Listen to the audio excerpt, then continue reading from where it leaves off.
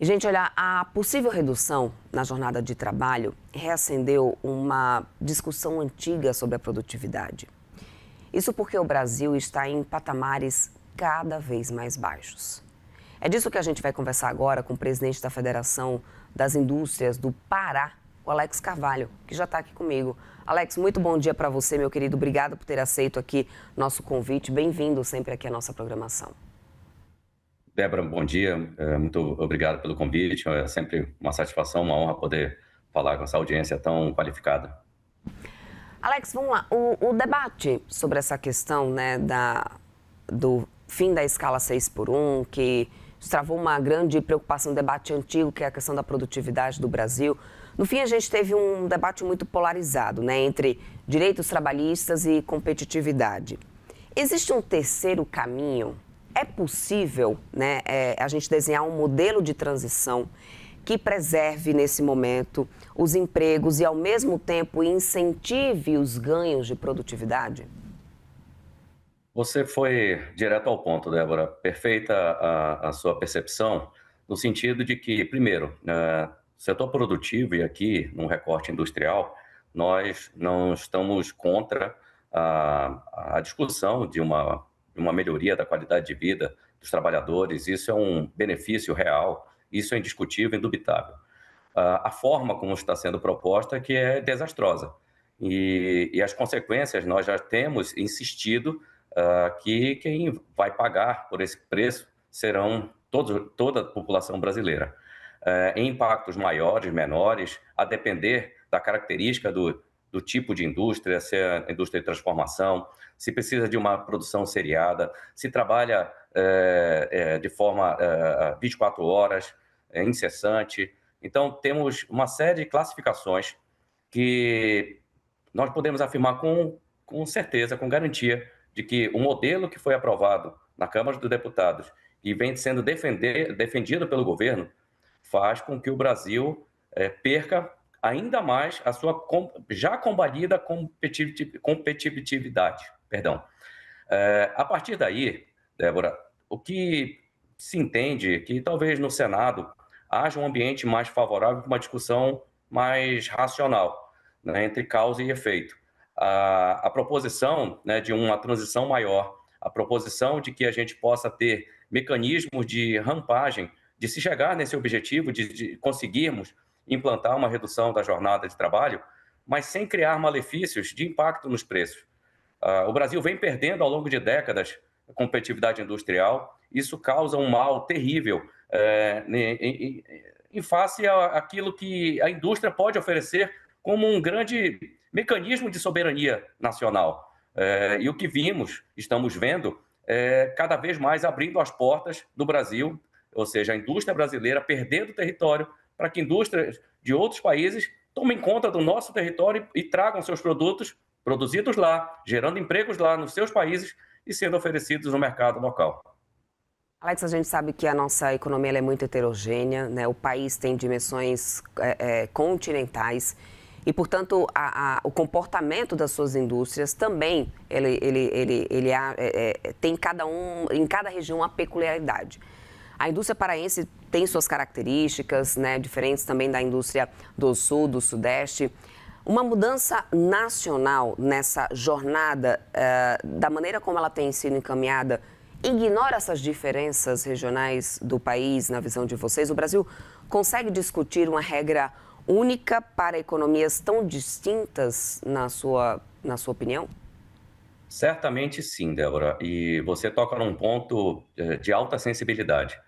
Por exemplo, nós aqui, eu sou do setor da construção, uma indústria importante para a realidade do estado do Pará, temos uma participação efetiva no programa Minha Casa Minha Vida.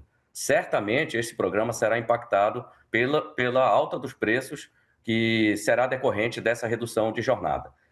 Face a isso, teremos que revisitar as bases do programa, ou seja, fatalmente teremos menos oferta de casas a uma população que, para regiões norte e nordeste, o programa tem atingido números significativos, conseguiu alcançar realmente a necessidade que essas regiões apresentam. vou fazer um outro recorte para as questões já mais amplas, industriais. Nós, sim, de fato, temos grandes condições de adaptar a jornada de trabalho. A forma abrupta é que vai criar impactos nessas nossas regiões, norte e nordeste, mais periféricas, reconhecidamente lutando para suprir desigualdades regionais, sociais. Os impactos serão sentidos certamente na camada menos assistida da população. É no preço do arroz na gôndola do supermercado, é no custo dos serviços de internet, telefonia. Tudo isso será impactado por uma redução abrupta e impensada, com o cunho eleitoreiro, e o que é o pior. Então, entendemos que é o momento ainda de se apelar ao Senado, que haja uma reflexão e uma discussão mais aprofundada, não para que se passe tão somente o período eleitoral, mas que se tenha capacidade de uma forma madura, encontrar uma equação de equilíbrio. É importante pensar sempre na causa e efeito e tentar o máximo benefício possível, na forma mais bem pensada, para que todos saiam ganhando e não haja apenas uma vitória eleitoral, uma vitória de cunho político, mas que vai causar um malefício sem precedentes para o Brasil como um todo.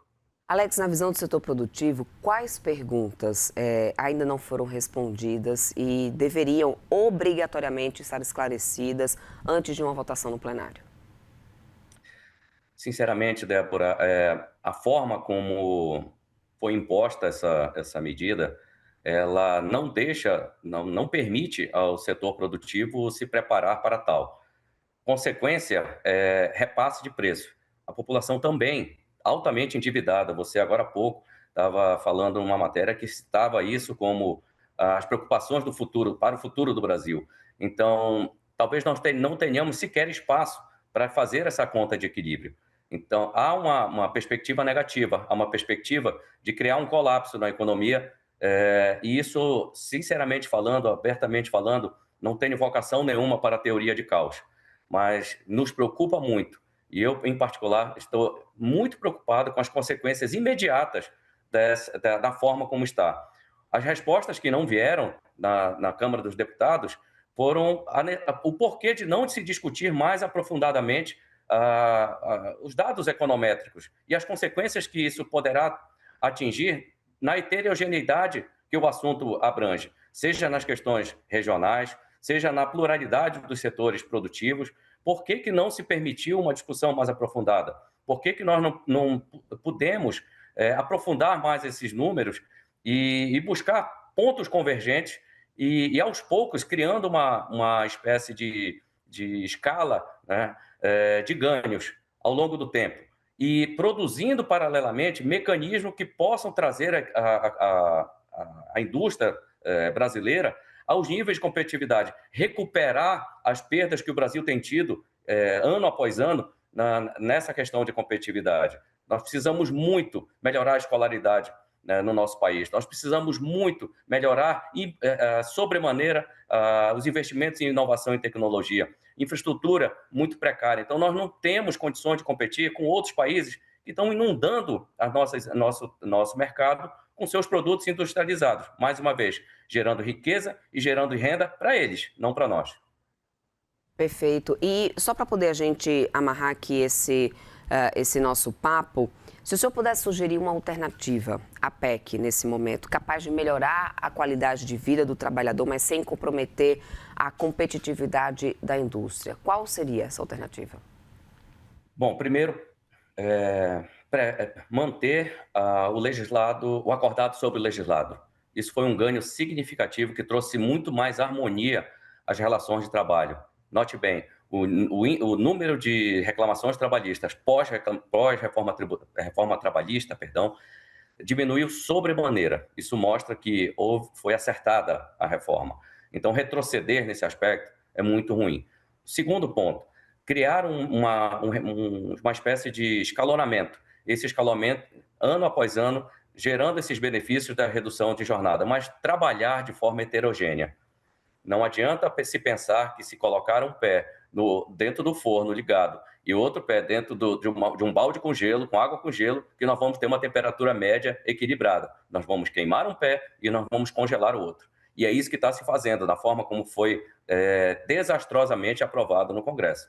O que pensamos que há mecanismos de se corrigir, talvez não somente com emendas de redação, mas com uma reflexão mais profunda, trazendo à tona a flexibilidade que as relações de trabalho, o mundo demonstra, que são mais efetivas sob o aspecto de competitividade interna do que fazer esses processos de enrijecimento em um instrumento que talvez nem seja para isso, feito para tal. A Constituição talvez não é o melhor mecanismo de se buscar essa garantia de benefícios.